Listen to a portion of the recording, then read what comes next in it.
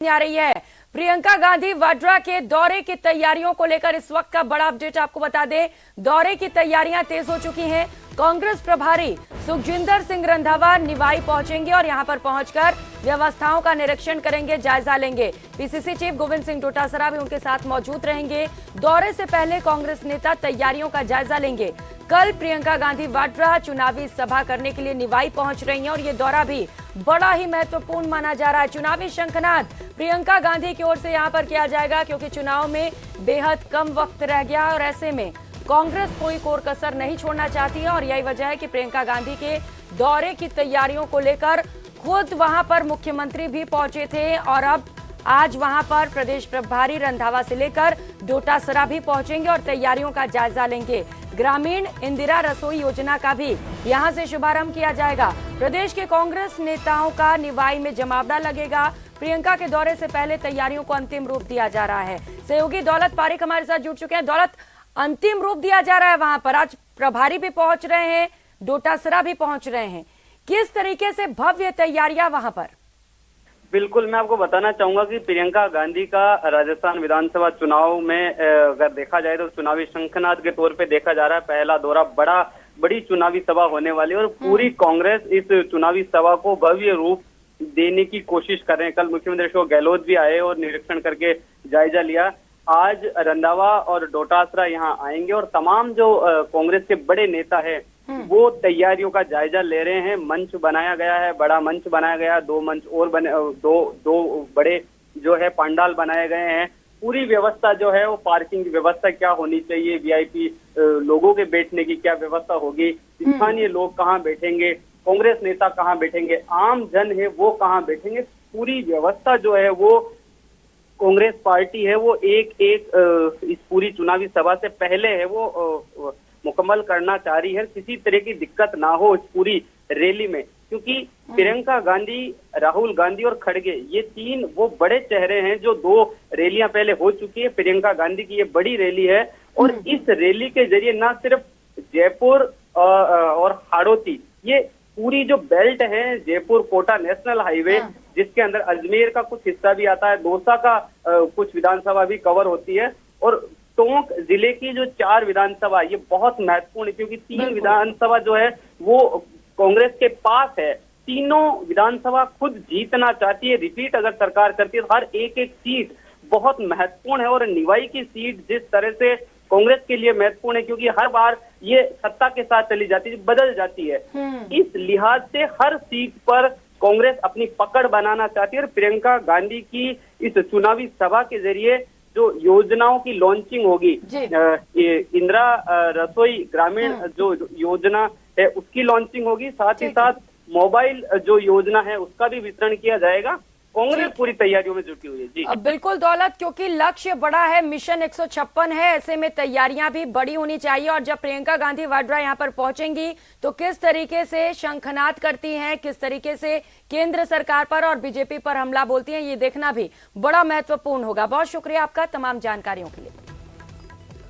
और जैसलमेर के रामदेवरा से बड़ी खबर सामने आ रही है। मुख्यमंत्री अशोक गहलोत का आज रामदेवरा का दौरा है। बाबा रामदेव की समाधि के दर्शन करेंगे, मंत्री शाले मोहम्मद आगवानी करेंगे।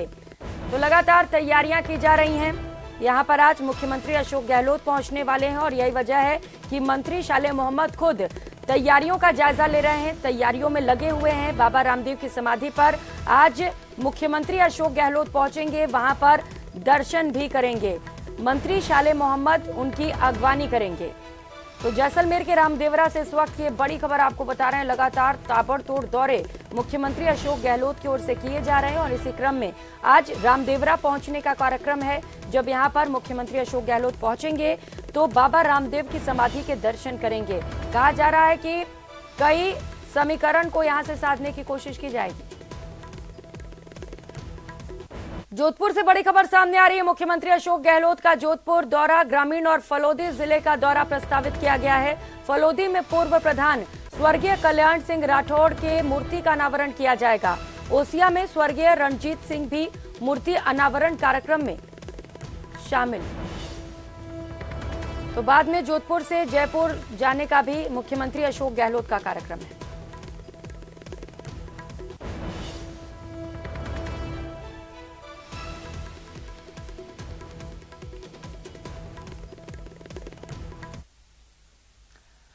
अगली खबर का रुख करेंगे। महाराष्ट्र के मुख्यमंत्री एकनाथ शिंदे आज झुंझुनू के गुड़ा गांव आएंगे। महाराष्ट्र के सीएम एकनाथ शिंदे गुड़ा गांव में गहलोत सरकार के बर्खास्त मंत्री और उदयपुर वाटी विधायक राजेंद्र गुढ़ा की ओर से आयोजित कार्यक्रम में शिरकत करेंगे। कार्यक्रम के बाद महाराष्ट्र के सीएम एकनाथ शिंदे जनसभा को संबोधित भी करेंगे और इसके बाद विधायक राजेंद्र गुढ़ा की ओर से अस्पताल को दी जाने वाली 6 एम्बुलेंस को हरी झंडी दिखाकर रवाना करेंगे। गुड़ा गांव में महाराष्ट्र के सीएम एकनाथ शिंदे के दौरे को लेकर सियासी गलियारों में राजेंद्र गुढ़ा के शिवसेना में शामिल होने की भी चर्चाएं तेज हैं। महाराष्ट्र के मुख्यमंत्री साहब राजस्थान की धरती के ऊपर पहली बार हमारे सेक्टर वाटी में राम सेंटर पधार रहे हैं।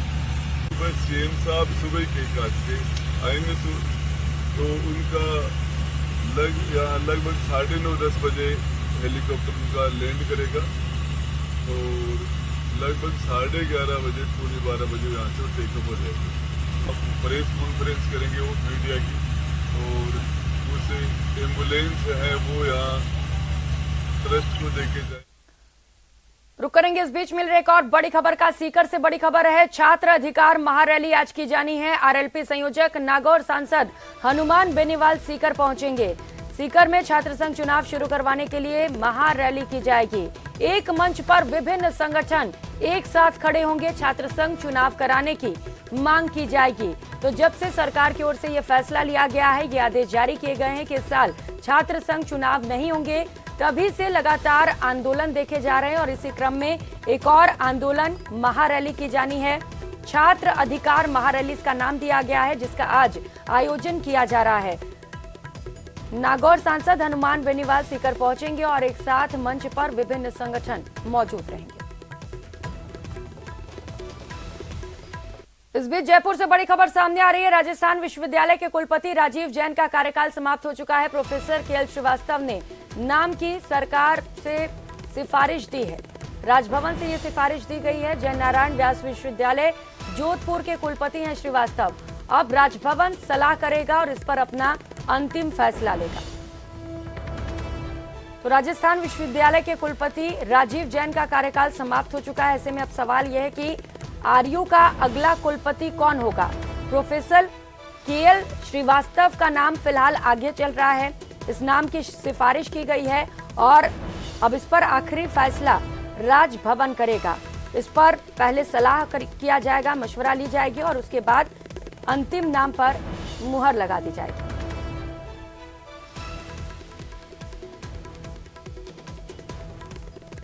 और श्रीगंगानगर से बड़ी खबर सामने आ रही है। राष्ट्रीय लोक अदालत का आयोजन आज किया जाना है। श्रीगंगानगर में 13 बेंचों का गठन किया गया है। राष्ट्रीय लोक अदालत के लिए 13 बेंचों का गठन हुआ है। 19,114 प्रकरणों को राष्ट्रीय लोक अदालत में रखा जाएगा। तो कई प्रकरण आज राष्ट्रीय लोक अदालत में रखे जाएंगे। श्रीगंगानगर से ये बड़ी खबर आपको बता रहे हैं, जहां पर आज राष्ट्रीय लोक अदालत का आयोजन हो रहा है। 13 बेंचों का गठन किया गया है। कुल 19,114 प्रकरण ऐसे हैं जिन्हें राष्ट्रीय लोक अदालत में रखा जाएगा। तो कुल 13 बेंच इन प्रकरणों पर सुनवाई करेंगे और इसके बाद फैसला सुनाया जाएगा।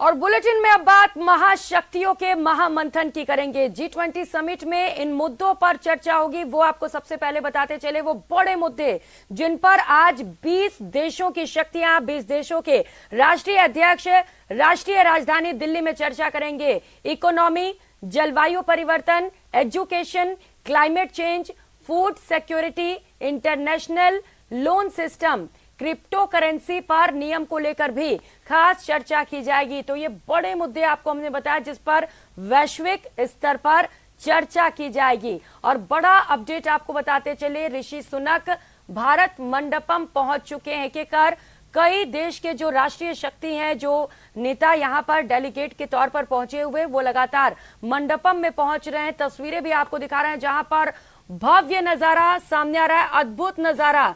ये है दिल्ली, नई दिल्ली, जहां से ये तस्वीरें आपको दिखा रहे हैं।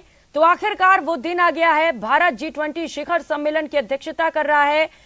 आज का वो दिन बेहद खास है सभी भारतवासियों के लिए, जब हम G20 की अध्यक्षता कर रहे हैं और पूरे भारतवासियों के लिए ये गौरव का क्षण है।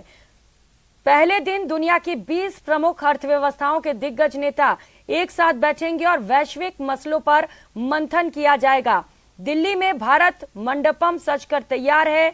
यहां से तस्वीरें आपको दिखा रहे हैं, ये तस्वीरें देखिए, क्या अद्भुत नजारा यहां से निकलकर सामने आ रहा है। जब कई दिनों से इसे लेकर तैयारियां की जा रही थी और आज वो खास पल आ चुका है जब कई वीवीआईपी मेहमान मंडपम में पहुंच रहे हैं और भारत की जमकर प्रशंसा की जा रही है। खास तैयारियां भी मेहमानों के लिए की गई हैं, जहां पर होटल्स में उनके रहने खाने से लेकर सुरक्षा को लेकर भी कई खास और पुख्ता इंतजाम किए गए। तस्वीरें आपको दिखा रहे हैं, प्रधानमंत्री नरेंद्र मोदी पहले ही मंडपम में पहुंच चुके हैं और जैसे जैसे यहां पर डेलीगेट्स पहुंच रहे हैं, उनका खुद प्रधानमंत्री नरेंद्र मोदी भव्य तरीके से स्वागत कर रहे हैं। तो आपको बता दें, ये समिट 2 दिनों तक चलने वाला है। इस शिखर सम्मेलन को लेकर भारत सरकार 1 साल से तैयारियों में जुटी थी।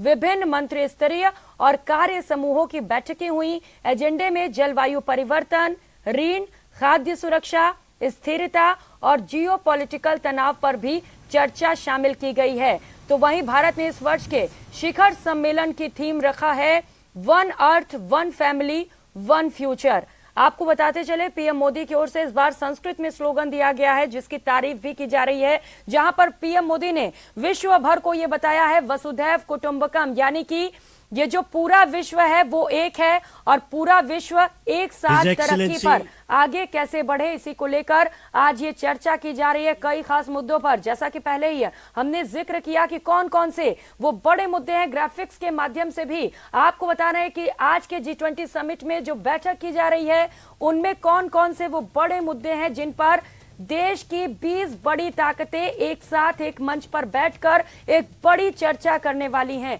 तस्वीरें भी लगातार आपको दिखा रहे हैं, प्रधानमंत्री नरेंद्र मोदी स्वागत कर रहे हैं मेहमानों का। कई खास मेहमान पहुंचे हुए हैं। अमेरिकी राष्ट्रपति जो बाइडेन से लेकर सुनक भी इस वक्त दिल्ली में मौजूद हैं और यही वजह है कि सुरक्षा को लेकर कई खास इंतजाम किए गए हैं। तो मेहमानों का गर्मजोशी से स्वागत किया जा रहा है। वेलकम के लिए खुद भारत के प्रधानमंत्री नरेंद्र मोदी खड़े हुए हैं, जहां पर हाथ मिलाते हुए गर्मजोशी के साथ तमाम मेहमानों का स्वागत किया जा रहा है। प्रधानमंत्री नरेंद्र मोदी ने बांग्लादेश के प्रधानमंत्री शेख हसीना, मॉरिशस के प्रधानमंत्री प्रविंद जुगनाथ, मिस्र के राष्ट्रपति अब्देल फतेह अल सीसी, नीदरलैंड के प्रधानमंत्री मार्क रूटे, संयुक्त राष्ट्र महासचिव एंटोनियो गुटेरेस, विश्व बैंक के अध्यक्ष अजय बंगा, विश्व स्वास्थ्य संगठन के महानिदेशक टेड्रोस एडनोम, OECD यानी कि आर्थिक सहयोग और विकास संगठन के महासचिव माथियास कॉर्बन, इवेला विश्व व्यापार संगठन के महानिदेशक के नगोजी ओकोंजो का भी स्वागत किया गया। इसके साथ साथ कोमोरोस के राष्ट्रपति का भी भव्य तरीके से स्वागत हुआ, जहां पर प्रधानमंत्री नरेंद्र मोदी लगातार मेहमानों का इंतजार कर रहे हैं और उनका स्वागत किया जा रहा है।